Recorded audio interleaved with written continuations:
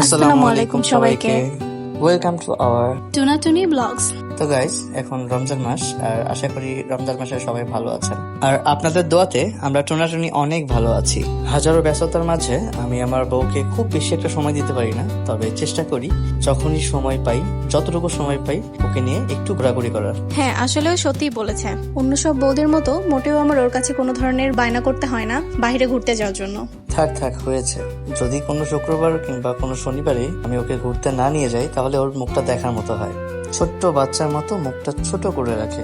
জি মোটেই না গাইস, ও শুধু শুধু আমাকে খেপানোর জন্য কথাগুলো বলছে। জি গাইস, একদমই সত্য কথা। দেখুন না, ঘুরতে নিয়ে বের হয়েছে, এখন কি সুন্দর খুশি আছে। ওকে নিয়ে কোথাও ঘুরতে বের হলেই ও সুন্দর করে পিচ্চিদের মতো পটর পটর করে। এই জিনিসগুলো আমার খুবই ভালো লাগে। তো আজকে চতুর্থ রমজান, আমরা ইফতার শেষ করেই মাগরিবের সালাত আদায় করেই দ্রুত রেডি হয়ে বের হয়ে পড়েছি। আমাদের ছোট একটি কাজ আছে, আর এই কাজ বাদেও আমাদের একটু ঘোরার প্ল্যানিংও ছিল। তো ভাবলাম বের হলে কাজও হবে, ঘোরাও হয়ে যাবে। কোথাও ঘুরতে বের হলে ও একটা মুহূর্তের জন্য আমার কখনো হাত ছাড়ে না। বাচ্চাদের মতো সবসময় আমাকে আগলে রাখে। আগলে না রেখে কি উপায় আছে? একটা মাত্র বউ যদি হারিয়ে যায়, তাহলে আমি কিভাবে থাকবো বলেন?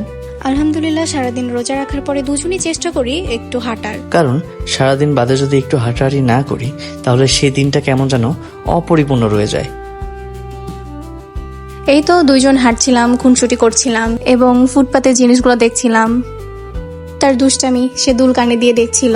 অবশ্যই আমার নাম জাফর হতে পারে, কিন্তু আমার নিকনেম কিন্তু দুষ্টু। যেহেতু আমরা ইফতার পরে বের হয়েছিলাম, আমাদের হাতে একদমই সময় কম ছিল, কারণ একটু পরেই তারাবি নামাজ শুরু হবে। তাই দ্রুত হাঁটতে হাঁটতে সামনে একটি ফুলের দোকান পেয়েছিলাম, আর সেটা দেখার পরে আমার বউয়ের অবস্থা দেখেন। তার ফুল কিনতে খুব ইচ্ছে হচ্ছিল। কি আর করার, আমার কি আর সে ভাগ্য আছে? বিয়ের পর থেকে তো আমি একটা ফুলও তার থেকে পাইনি। আমার বউয়ের রাগের পালাটা আরো ভারী হয়ে গেল। তার ফুলও কেনা হলো না, যে কারণে এসেছিলাম সে দোকানটাও বন্ধ। তো মনটা খারাপ করেই আমরা বাসা থেকে ফিরছিলাম, কারণ আমাদের আর ঘোরার টাইম ছিল না, তারাবি নামাজ পড়তে হবে। আর আমি আমার বউকে এই বিয়ের 1.5 বছর আর আমাদের রিলেশনের 6 বছরে একটি ফুল দিয়ে প্রপোজ কেন করিনি জানেন? এটা অন্য একটি ভিডিওতে কখনো জানাবো। হ্যাঁ, অন্য একটা ভিডিওতে সে আপনাদেরকে জানাবে। তো আজকের মতো আমাদের ভিডিওটি এখানেই শেষ করতে হচ্ছে, কারণ এটি একটা মিনি ভ্লগ ছিল। আমাদের মতোই আপনাদের রমজানটা ভালো কাটুক, তাই আজকের মতো শেষ করছি। আমাদের ভিডিওটি ভালো লাগলে ফলো এবং সাবস্ক্রাইব করে পাশে থাকুন।